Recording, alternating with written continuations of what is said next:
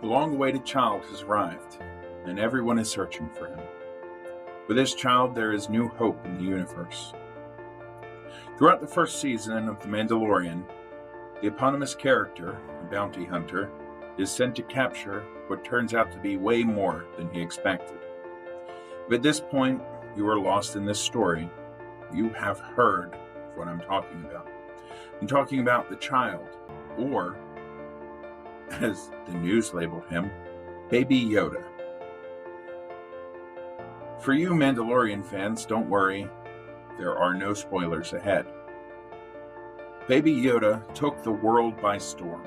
Toys, clothing, bed sheets, masks, costumes, a Chia pet, and if you search for Baby Yoda on Google, you can even have him appear in your room. And you know you've made it when you get your own Chia pet. There was such speculation as to who this child was, since this character was never given a name in the first season. Whatever this child was or is, it did accomplish one thing by changing the Star Wars universe and exciting all of the fan base. Here comes the obvious segue.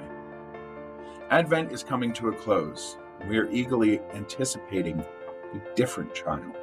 The birth of Jesus had been prophesied many years before his birth, and the Jewish people were eagerly anticipating his arrival.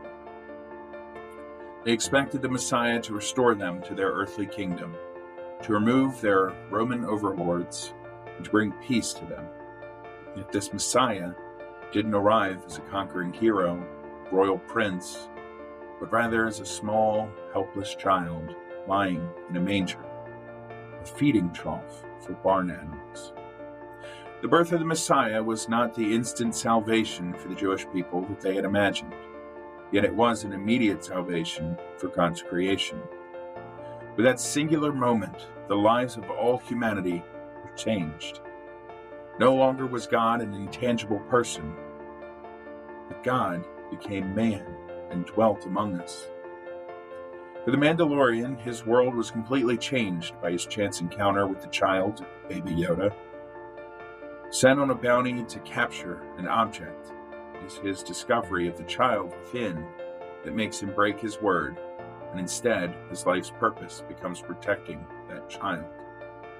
There was something special in that child, but he didn't know what it was. For the shepherds, their lives were changed because of their encounter with the child Jesus. They were the outcasts of society, a necessary evil.